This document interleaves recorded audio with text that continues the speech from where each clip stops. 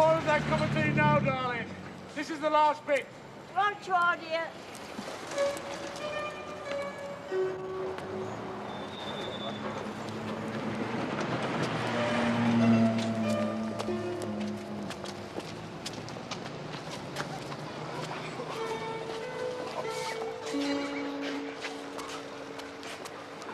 On, have it yours, mate. Standing there doing nothing all day. Now, easy now. I'm on the paperwork. Oh, you and your bloody paperwork.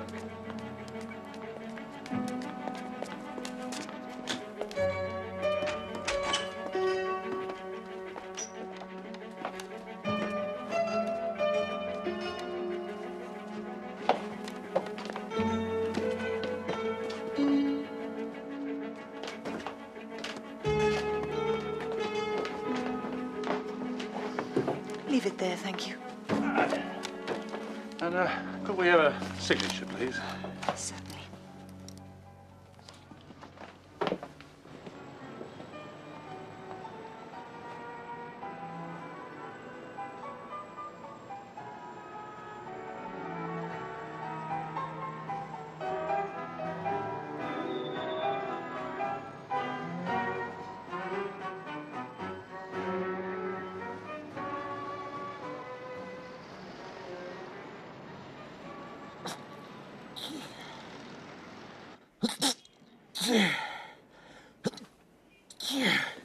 Oh, Dieu.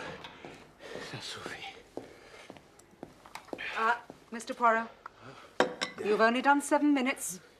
You'll never cure your cold if you don't obey the instructions. I can't imagine a method so undignified can cure anything, Miss Lemon. And now also I have the backache. Has the post come, Miss Lemon? Yes, and I'm afraid there was nothing for you. Oh. It's only been 3 weeks since your last case. Well, 3 weeks is an eternity to a brain like mine. Without the constant stimulation, my little grey cells will starve and die. Already you can see I am suffering the effects.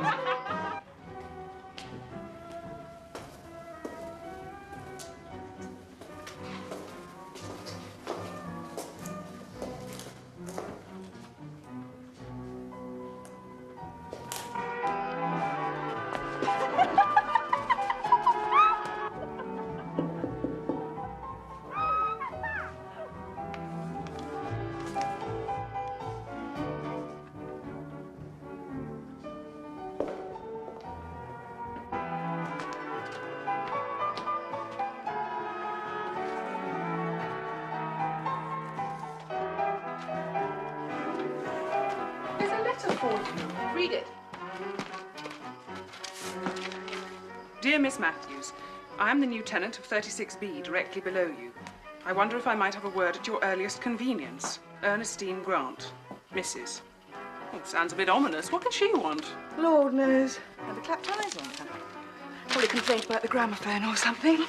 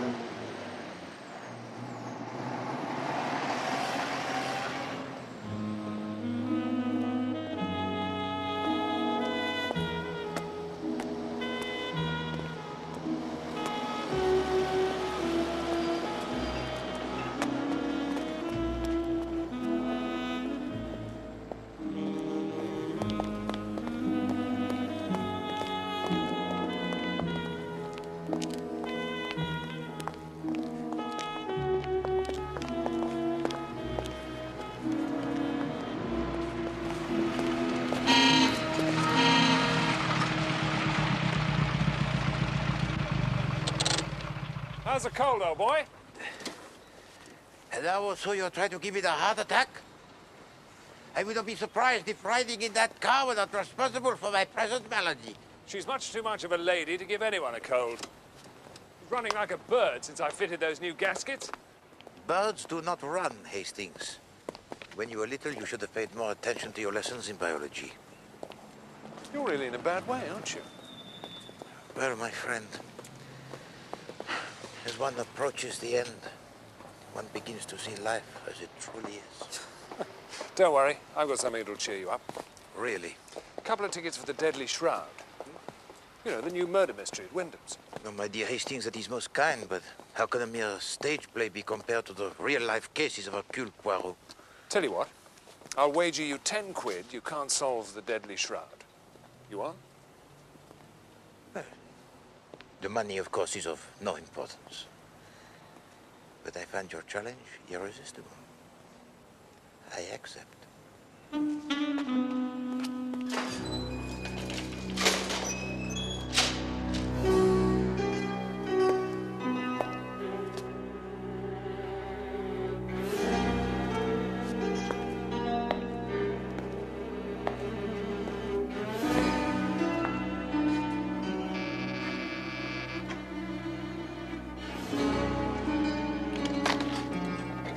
Oh, it's you. You better come in.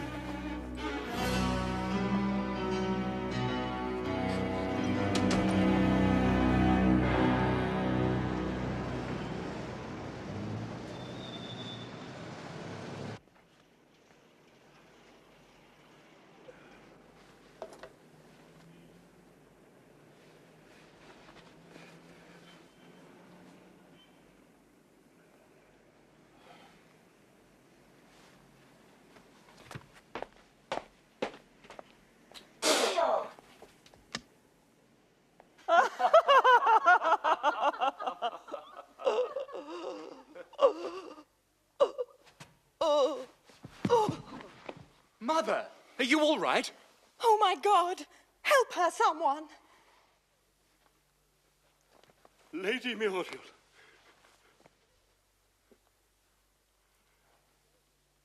She's dead.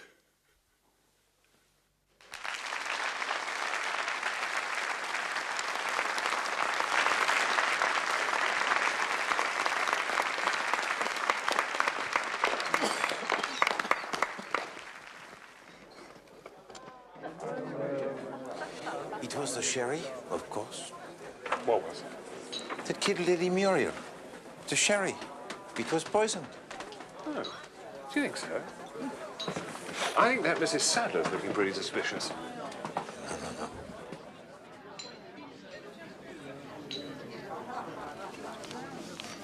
No. Whiskey? No, thank you. Now, don't open this now. Only at the end. What is it? The name of the murderer, of course. There's Mademoiselle Matthews. Over there, Hastings, the girl in the red dress. She lives in the flat below me in Whitehaven Mansions. An enchanting mademoiselle, n'est-ce pas? Yes. The question of motive has had me worried, I can tell you. Why should anyone want to kill Lady Muriel? Who would gain by her death? The answer, ladies and gentlemen, is nobody. Why? Because Lady Muriel was never the intended victim. No. The person who should have drunk the poisoned sherry, the person for whom it was intended, was the missing son and heir who stood to inherit Lady Muriel's fortune. Major Sadler. Only one other person in this room knew of this well-kept secret and stood to gain from the Major's death. His wife. Am I not correct, Mrs. Sadler? Oh, Oh, but that's absurd. Oh, yes, The writer Mrs. is an Sadler. imbecile. Your plan was clever. So clever that it almost had me fooled. Until I noticed that there were not 5, but only 4 sherry glasses on the sideboard. What had happened to the missing glass?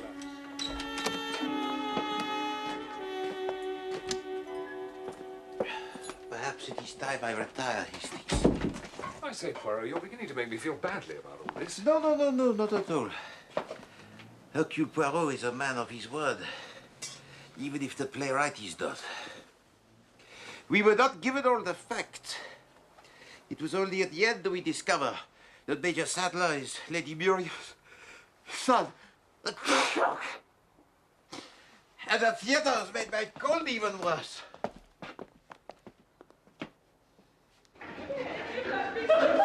Of course I did. I got it at the end of Act 1. Yeah, well, I know. Of course I do that. Right at the end. I knew it was that Mrs. Sadler right from the beginning. Takes one to know one, I suppose. It was that dress she wore in the first act. I mean, it was so... Although I can't find my key. Perhaps you just forgot to bring it, darling. Of course I didn't. I'm not a complete nincompoop, Donovan. I always bring my key. Actually, I saw her put it in her bag before we left. There, you see? The point is, how are we going to get in? Well, the night porter will be off duty now. Donovan, darling, you wouldn't care to be a cat burglar, would you? No, Pat. I think even among cat burglars, a fourth-floor flat might be regarded as rather a reckless proposition. Is there a fire escape? No, but there's a coal lift. That's a point. It's located in the basement of the flats and goes up to a hatch in the kitchen. We put the dustbins on it as well, set them down.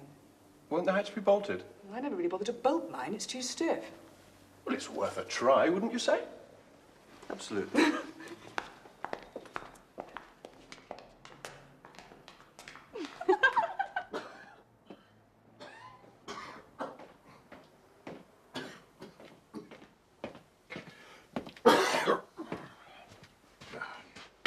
Really, my dear chap, it's not necessary.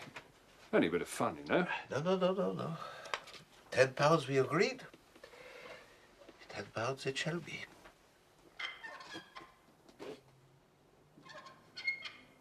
Tiens.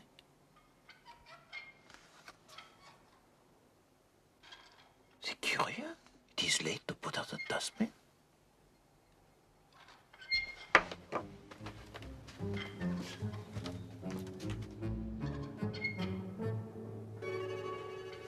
Hastings, be so kind as to extinguish the light.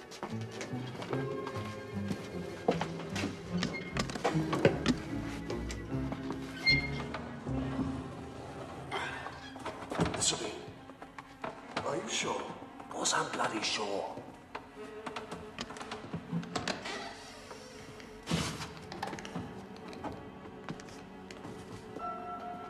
Put the light on. Damn thing won't work. Try the sitting room. All right.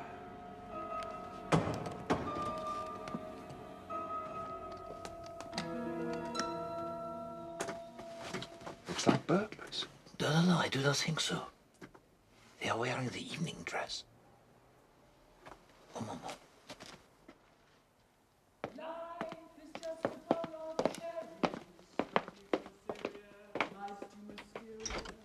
You work, you play, you worry so, but you can't take your dough when you go.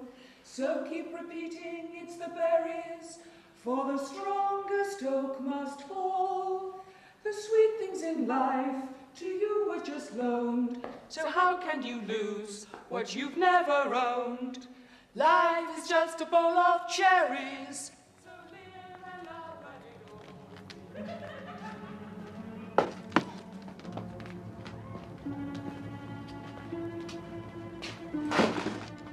What on earth's Pat been up to? Everything's in the wrong bloody place. This isn't Pat's flat. Jeepers. Mrs. Ernestine Grant.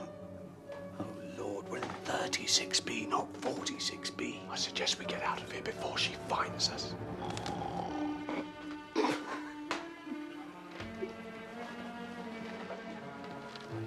Look.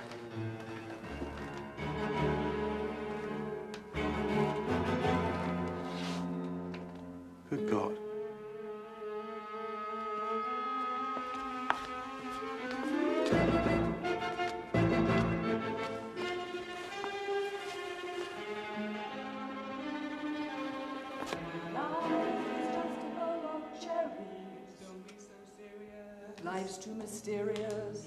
You work, you play, you worry so, but you can't take your dough when you go, go, go. So keep What are we going to do? I don't know. Pat?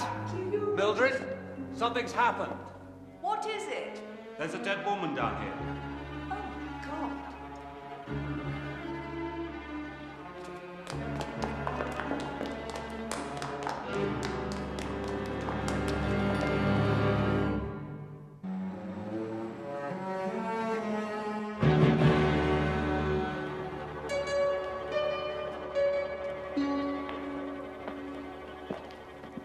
Jimmy? This is Jimmy Faulkner, Monsieur Poirot. Ah, bonsoir, Monsieur Faulkner. Not the Monsieur Poirot. Yes, he lives in the flat above me. Gosh, I didn't know. This is an honor, sir. Thank you. You see, Hastings, I am still a force to be calculated. So, the doors were unbolted.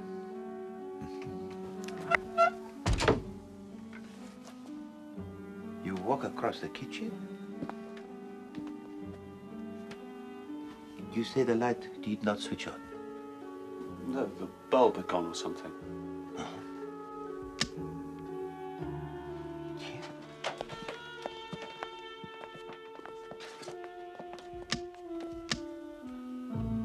Very odd. Maybe there's a loose connection. Or perhaps the bulb has been replaced. We heard that sound before, sir.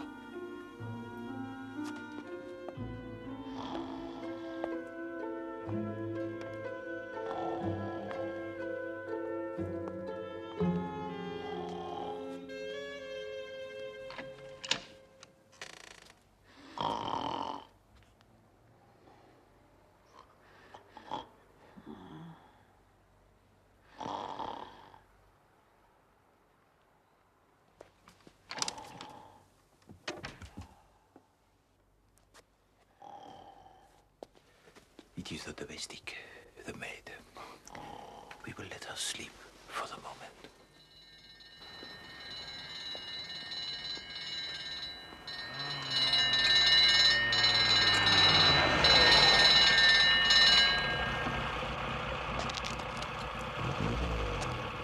You better watch your step, lads. This is where the famous private detective, Mr. Hercule Poirot, lives.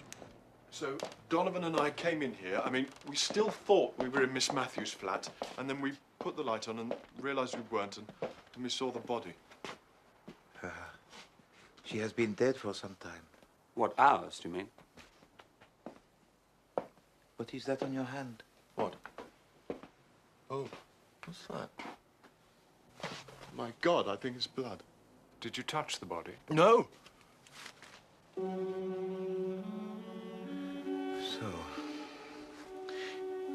the crime was committed at a table, and then the body was moved to the window. It is blood. Hastings, be so kind as to go downstairs and ask Monsieur Dicker what time the last post was delivered this evening. Right. Hastings? Sir? Ah, my dear Chief Inspector Jab. You'll be having murders in your back bedroom next, Poirot. Right, who's the victim? Mrs. Ernestine Grant. Apparently she only moved into the flat today. And how was the body found? Well, I'm afraid that's rather a long story, Chief Inspector. It would be. I shall want statements from everybody.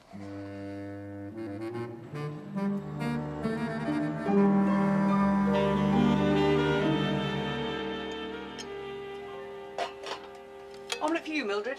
Oh, I couldn't. I suppose you're inured to this sort of thing, Monsieur Poirot. No, no, no, on the contrary. I think it is very nice. You know, Mademoiselle Patricia, I once loved a very young, beautiful English girl who resembled you greatly. But alas, she could not cook. Into a relationship with her. No, I meant, well, you know, poor Mrs. Grant and everything. Mademoiselle Patricia, a little bread, perhaps? It is essential to keep up the strength of my little grey cells. You seem a little better, sir. Thank you. I am feeling better. Doesn't seem real at all. It's like being a play or something. A better play, I trust, than the Farrago we saw this evening. Oh, didn't you like it?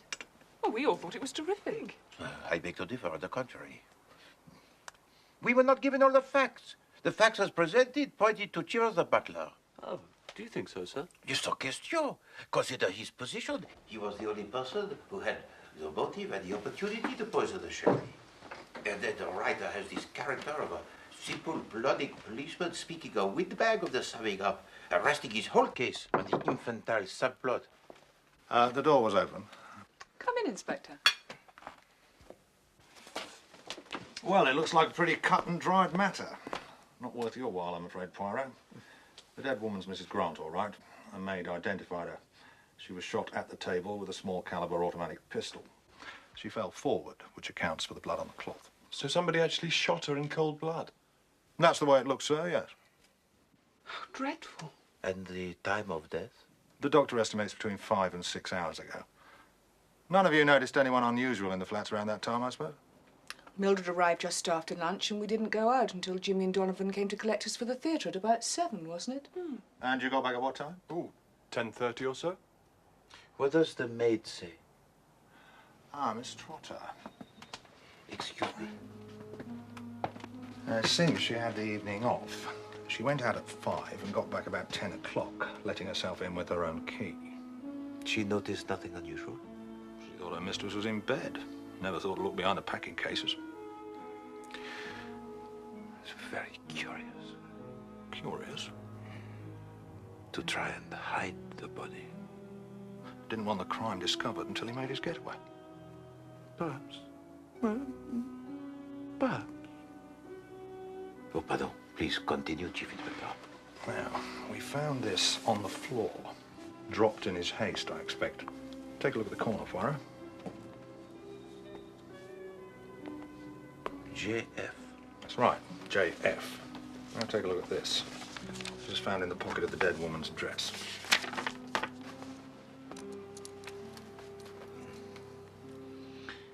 If it suits you, I will come this evening. Shall we say 6 o'clock? Fraser. An incriminating document for this Fraser. Well, I think we may take it that JF and Fraser are one and the same. A John Fraser, perhaps. We'll get a line on him in due course. Chief Inspector, sir.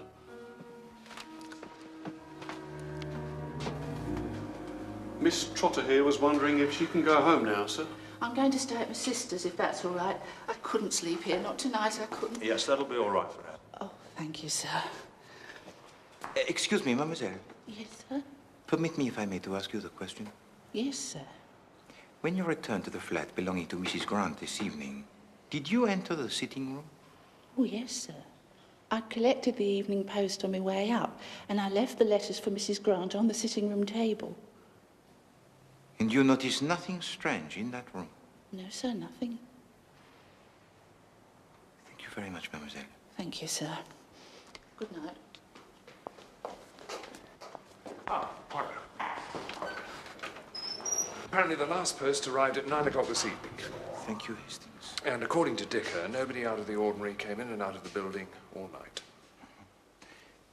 Inspector, please.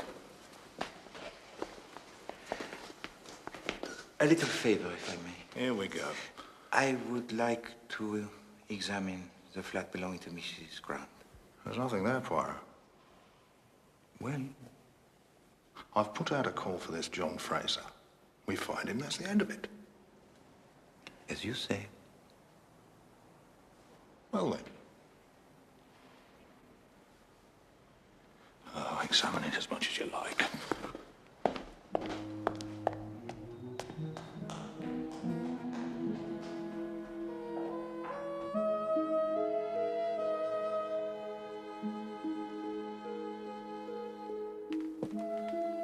You all right?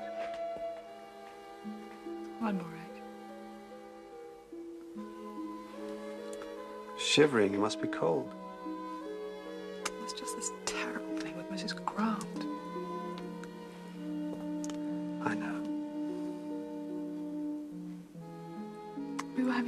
such a lovely evening. And we'll have lots more lovely evenings.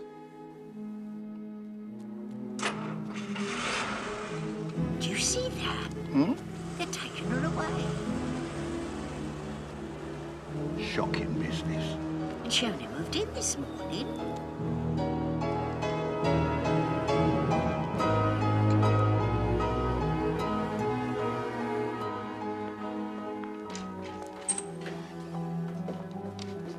Let us, my friends, consider the facts. First, the letter, which was found at the scene of the crime with the name John Fraser written on the bottom.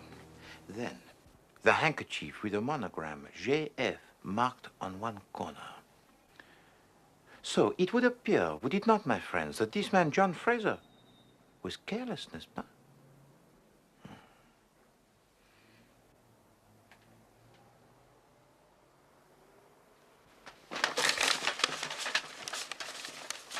Poirot, why are you rummaging around in the dustbin? Uh-huh. I thought so. Voila.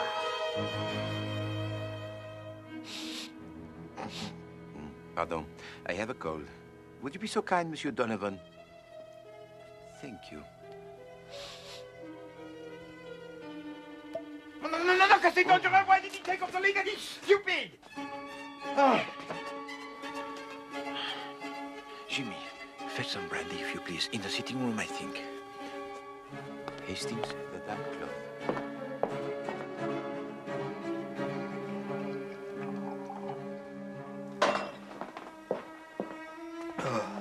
What happened? Here, drink this, my friend. You are fortunate, Monsieur Bailey. It could have been worse. Even poison, perhaps. You must be more careful. A kick like a mule. Feeling any better? I think so, thanks. Oh, mon Dieu. Hastings, take him upstairs to the flat, huh? Perhaps prepare for him some coffee. No, I'm sure I'll be fine now, thanks. No. I insist. You are still weak, yes? I suppose I do feel a bit wonky still. Better come along, old chap. Take it easy for a bit. Oh, Hastings, make sure Monsieur Bailey is very comfortable, because, Hastings, I am anxious for his health. Right.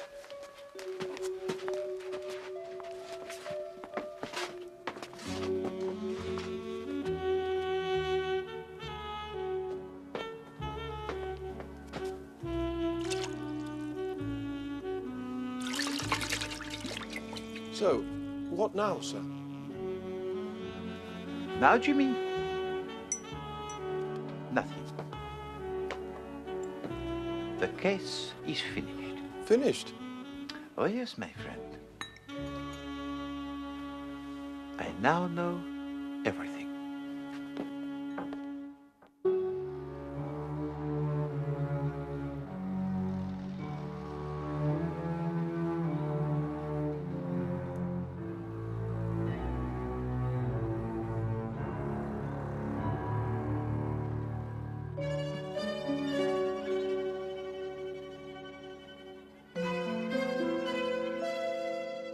I don't understand, sir. Have they arrested this Fraser chap already?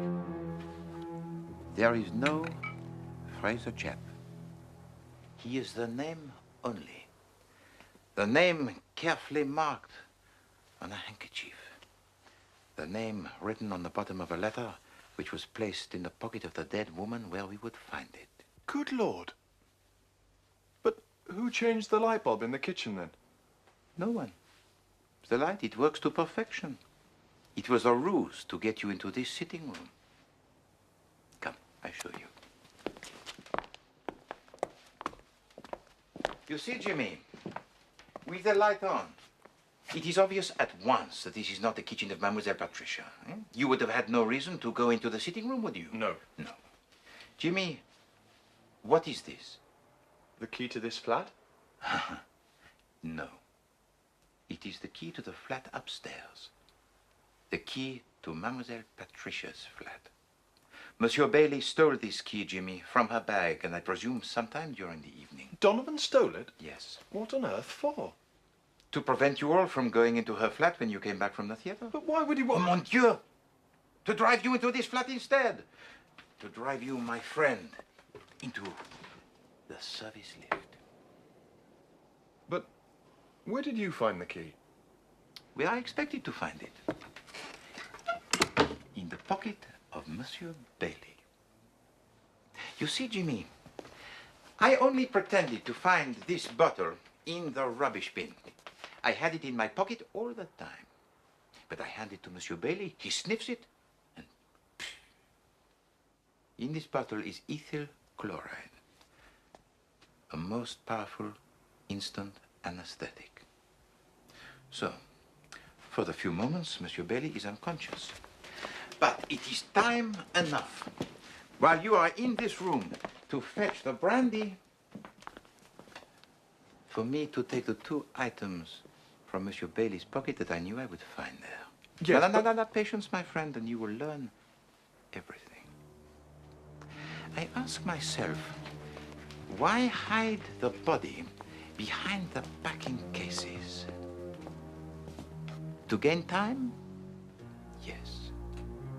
But for the very special reason.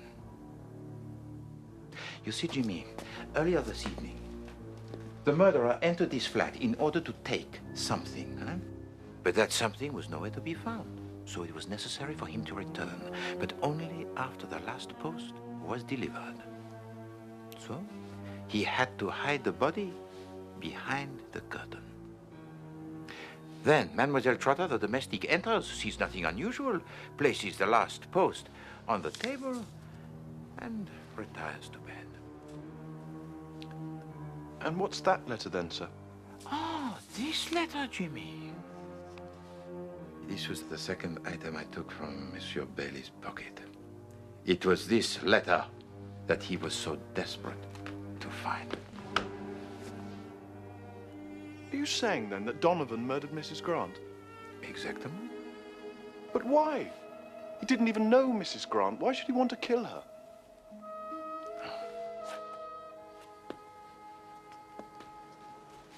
Jimmy, before I tell you, allow me to ask you a question. It is a most personal one. Are you in love with Mademoiselle Patricia? Oh, come on. Don't be shy. If I were your age, monsieur, without doubt, I too would be in love with her.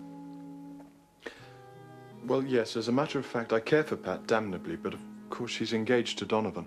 She will need you once this trouble is known. How do you mean? Once this case becomes public, Jimmy, it will be very difficult to keep her name out of it entirely. You see, Mademoiselle Patricia was the motive for the murder. Poirot! Vite! Moran! He's made a dash for it!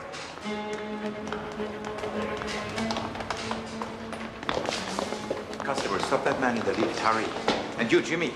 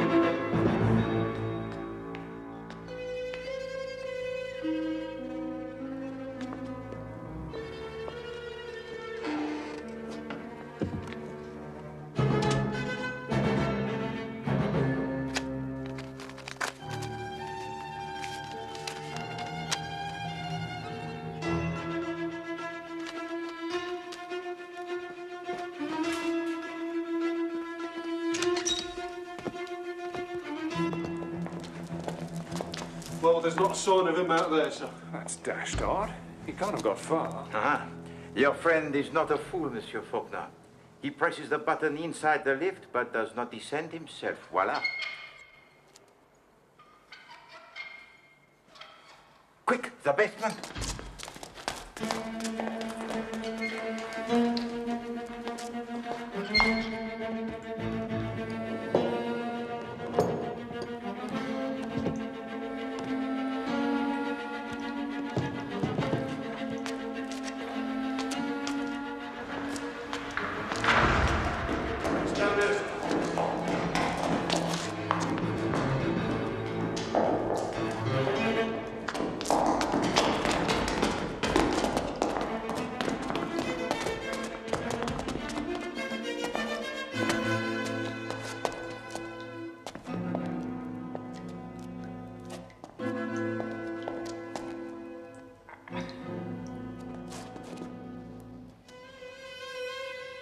Nothing here. Must have been something else we heard, Monsieur Poirot. I think we'd better go back upstairs, eh?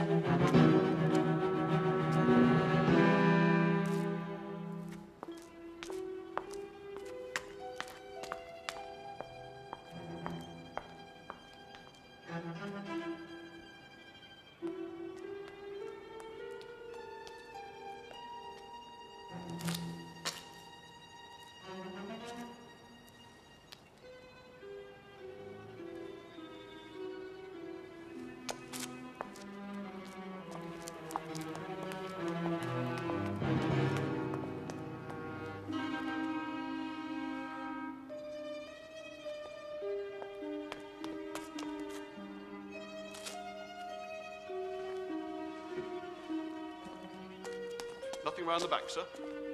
Not a thing. Just disappeared. Disappeared altogether. Grown men do not vanish into thin air, my lord. Well, he did.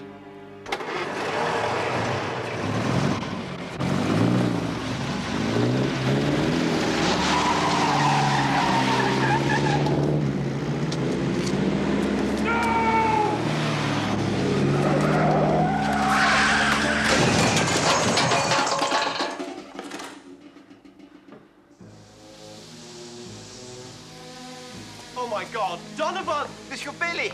Monsieur Bailey! I'd better call an ambulance, sir, I think. Is he badly hurt? Oh my God!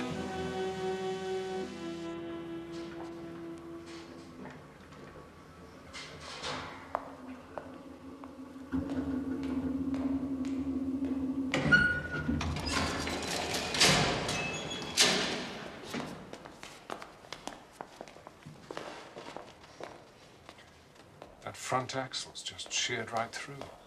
Oh, mon pauvre Hastings. But you must not brood. You must occupy yourself, huh? Go and telephone the Chief Inspector Jacques and tell him we have caught his fisher.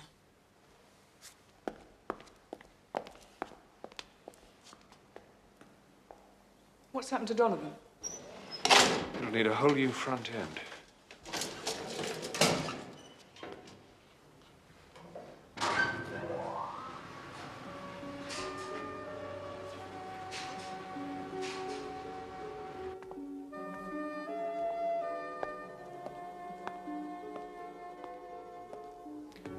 Monsieur Bailey, please give me the letter you have just taken from the table.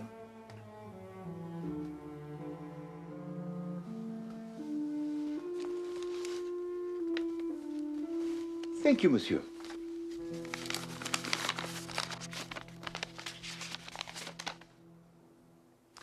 Jimmy, be so kind as to read us this letter written to Mrs. Grant. Well, it looks as if it comes from a solicitor's. Dear Madam, we return the document you forwarded to us. It is quite in order, And the fact of the marriage having taken place abroad does not invalidate it in any way. Yours truly, etc., etc. So, Jimmy, you ask why Mrs. Grant, huh? Eh bien, voilà. The marriage certificate between Donovan Grant and Ernestine Trapshaw, dated 1930. Who's Donovan Grant? He now calls himself Donovan Bailey.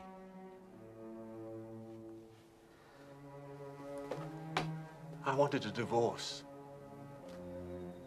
I begged Ernestine, but she refused. Said she'd never let me free. After I fell in love with Pat, Ernestine started hounding me. Telephoned me every day, held it over me, threatening to tell Pat everything. Drove me mad.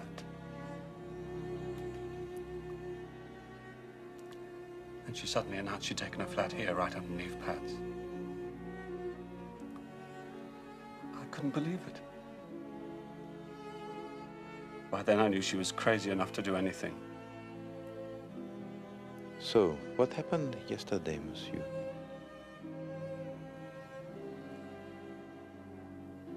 Ernestine called me in the afternoon.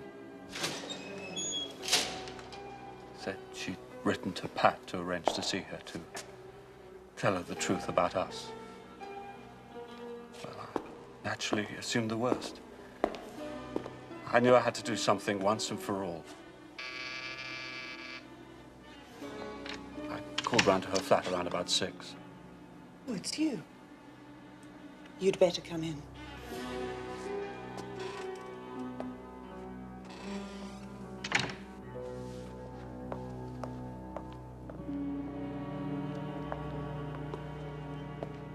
Drink?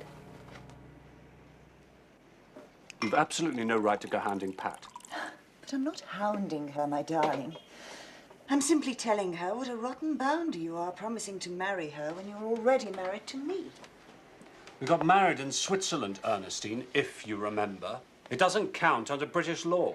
So you keep telling me. But I thought I'd test your little theory. So I sent my solicitor a copy of our marriage certificate.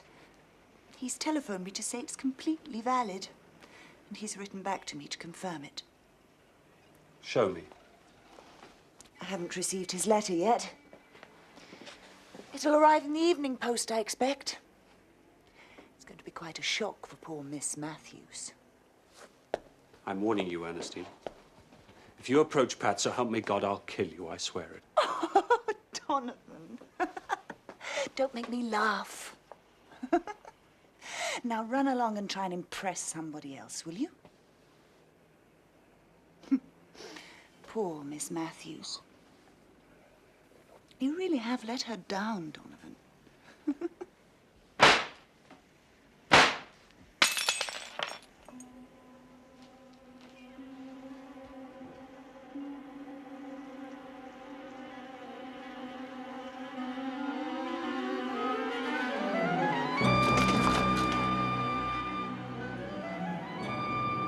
I warned her, you see. But she wouldn't listen. Afterwards, I went back home and changed for the theatre. I couldn't let her hurt Pat like that. Could I?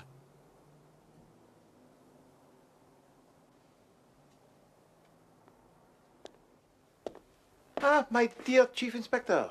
Came as fast as I could, Poirot. No, my friend. You came just in time. The case is closed.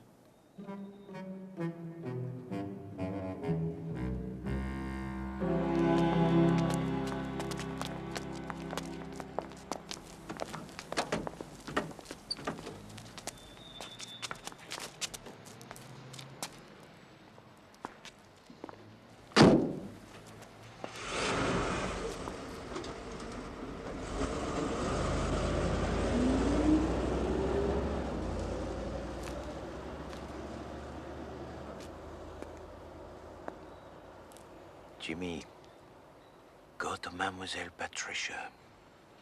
She doesn't want me. She wants him. No, mon ami. She needs you. Go on, go to her.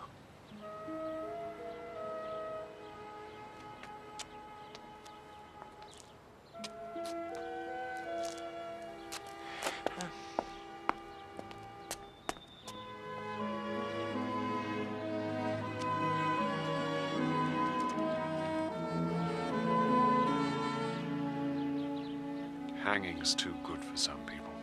Basically, what you've got here, Hastings, is some very expensive scrap metal. Hastings, my friend, Poirot is as magnanimous in defeat as he is modest in victory. Oh, yes. In view of the fact that you are going to need every penny you can get to restore this beautiful machine to health, I have decided to pay up and be content. I say. Thanks, old boy. Think nothing of it, old boy.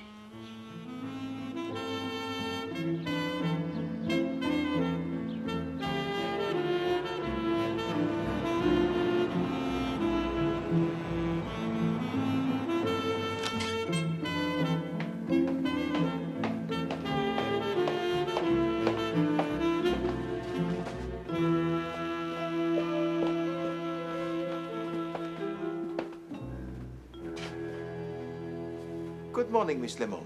Good morning, Mr. Poirot. And what a beautiful morning it is. Lovely.